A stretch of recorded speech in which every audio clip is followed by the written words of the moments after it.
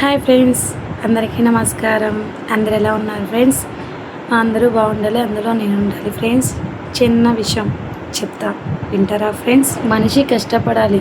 ఎందుకు కష్టపడాలి తెలుసా? పంది రోజంతా కష్టపడి ఇంటికి వచ్చి, కానీ నక్క మాత్రం ఏ పని చేయకుండా ఊళ్ళో చెరుకు తోటలో పొరలాడుతూ అండ్ ఊళ్ళతో ఆడుతూ దొరలాడుతూ మురికి దాంట్లో దొరలాడుతూ వచ్చేదన్నమాట.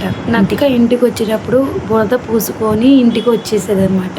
అప్పుడు ఒక యజమాని ఆ పందిని చూసి, ఒకసారి ఆ యజమాని ఆ పందిని చూశాడనమాట. ఆ పంది ఏం చేసేది, వచ్చేటప్పుడు చక్కగా శుభ్రంగా, ఆ పంది ఎంత కష్టపడుతున్నా తనకి తెలియకోకుండా చక్కగా శుభ్రంగా కడుక్కొని ఇంటికి వచ్చేదన్నమాట.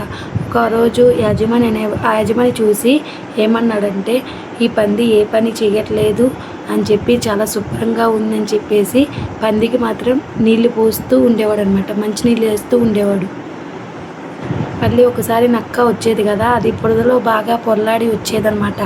అప్పుడు యజమాని అనుకోడు, ఈ నక్క చాలా కష్టపడుతుందని చెప్పి బాగా ఆహారం పెట్టి బాగా మేపేవాడు. ఎప్పుడైనా మనం నిజం చెప్తే బాగుంటుంది, కానీ అబద్ధం చెప్తే అబద్ధం ఎప్పుడు దాగి ఉండదు కదా. ఎప్పుడైనా మోసం ఎంతకాలం సాగదు. యజమానికి ఒకరోజు అసలు నిజం తెలిసిందనమాట. నక్క కష్టపడట్లేదు, పంది చాలా కష్టపడుతుందని. అప్పుడు నక్కని బాగా కొట్టేసి పందికి వాళ్ళ కూతుర్నిచ్చి పెళ్లి చేసేస్తాడు. నిజాయితీగా కష్టపడిన పందికి గౌరవాన్ని ఇచ్చేస్తాడు యజమాని. అయినా ఒక చిన్న విషయం గుర్తుపెట్టుకోండి, కష్టపడిన వాడు ఎప్పుడు వెనక్కి తిరిగి చూసుకోని అవసరం లేదు. జీవితంలో కష్టపడడం అలవాటు చేసుకుంటే ఎప్పటికీ ఉన్నత స్థాయికే చేరుతుంది. Thank you friends.